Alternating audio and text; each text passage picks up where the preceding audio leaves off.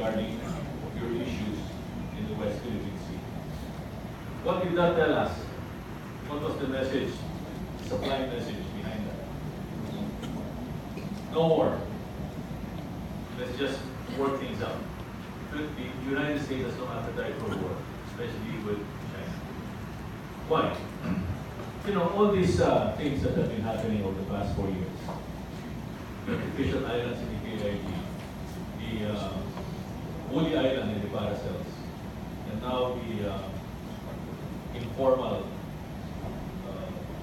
annexation of Scarborough. It's all part of their strategic intent to control the South China Sea. And who is the target? The United States, not the Philippines.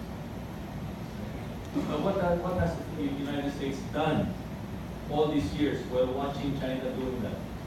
Nothing, except for token flybys and show the flag, freedom of the seas operations, but we're not really so. It's just all for show. That told President Digo that the Americans really have no intention to confront China and go to war, but to work things out diplomatically, no matter how long it takes. Why? Because they're both economically intertwined. When President Duterte appointed former President Ramos as the special envoy to China to break the ice in preparation for his trip to China, there were two things that we said we would undertake. Two missions. One mission was constructive engagement, to discuss with China areas of peace and cooperation, notwithstanding our contentious issues with them. The other was preventive diplomacy, which would mean working with the international community through the years, because it's going to take years, to convince China to return to peaceful rights. Because it really doesn't make sense for countries to go to war when there are much larger interests, common interests that we have to address, like survival as a species against pandemics, against climate change, and for that matter, even preventing nuclear, biological, and radiological war, or all-out war. In fact, when President Ramos talked to his counterparts in Hong Kong, while we did talk about, hey, this is ours, and the other side said, no, this is ours, we immediately drew the line and enunciated our national positions.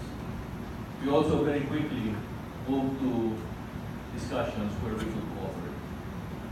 And one of the things that was elevated by President Ramos for discussion in the spirit of universal brotherhood, human and ecological security, peace and cooperation, and all those wonderful idealistic things, was for the countries of the world under the United Nations to adhere to the 2030 Sustainable Development Goals of the UN.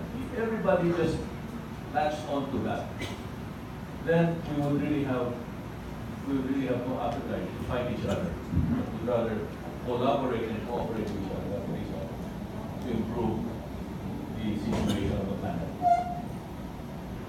So that's what we set out to do, and fortunately, the items that we identified in the joint statement, which were the seeds for future confidence-building measures that would eventually help both sides regain mutual trust and confidence in each other, that would then lead to bilateral negotiations. In other words, it's sequential. Were laid out in the joint statement. Those points were later on incorporated in the joint communique between President Xi Jinping and President Duterte at the conclusion of the trip. Which means that now we have the work cut out for us between us and China. We have to flesh out the various confidence building measures that were pointed out, and then work for it. Work for it until such time, until such point in time that we've regained or recovered enough trust and confidence to really engage in meaningful bilateral negotiations. When Colonel Flores and General Galang and I joined the PCFR in a track 2 dialogue 3 weeks after the Hong Kong trip, the Vice Minister for the Ministry of Foreign Affairs, Lucian Min, echoed what we talked about in Hong Kong, that it's going to take time for both sides to work for a recovery of mutual trust and confidence. And that's partly because, in the case of China, the Chinese are taught early, at a young age, and throughout their period in school, that they own the South China Sea. And there's what, 1 billion of them? More than 1 billion of them. So for China to now deconstruct and say, hey, we made a mistake, it's not pala, according to the arbitral tribunal, we don't own the South China Sea. Can you imagine the turmoil inside? So they'll have to manage that. And we must understand that even if they know that we're right, they're not going to admit it. Right? So we'll have to work it out in such a way that we still will, that we'll be able to win their hearts and minds. That they'll be able to collaborate with us or cooperate with us, notwithstanding the fact that we have contentious issues that will take a long, long time before we can finally reach resolution. I don't know if I answered your question, but you have 1 more hour. No, okay, but I think this is a very good point. I was also asked a question. If you mentioned my name, you know, in Congress, when your name is mentioned, you have to talk. But here's my take on China. You have to look at the long-range strategy of China. Their goal is to be the #1 power by 2049. That's written. That's 100 years from 1949. That's very clear. That's in their books. That's in their strategic paper. And what do they have to do? They have to push out the United States from the Western Pacific and even beyond. And it just happened to be part of the geography. Just like during the greater East Asia co-prosperity sphere, when Japan wanted to install themselves to replace the colonial powers in the French Indochina, that's East Indies, Philippines was part of it, unavoidably because of our geography. We just happen to be part of the plan. And it's exactly the same thing today. If you look at the movements of China today, there's the so-called maritime silk trade. The objective is to entice many countries to be part of their $10 trillion trade. Imagine 10 trillion, the GDP right now is 10 trillion, but they're talking of $10 trillion trade over the years.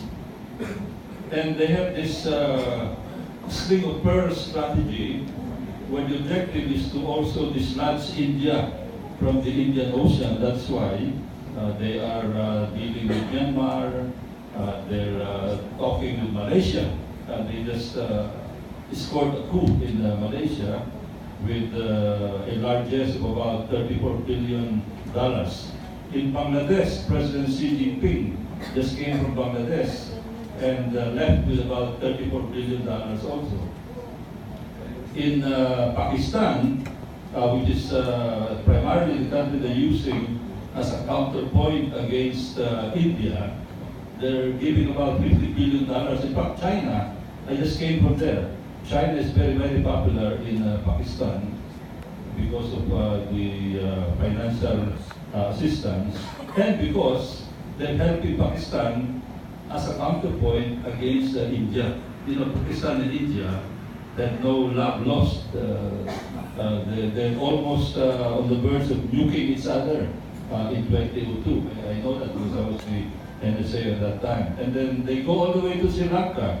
In Sri Lanka, they left about $1.4 billion for port development. In Maldives, the same thing. Now they're setting up a base in Djibouti, in the Horn of Africa. And all this money is not for friendly purposes. It's for strategy. It is what you call soft power. Hard power would be they send a flotilla of Coast Guard ships, even some destroyers or frigates beyond the horizon, ready to help their Coast Guard ships, or send a $1 billion oil rig into the exclusive economic zone of Vietnam.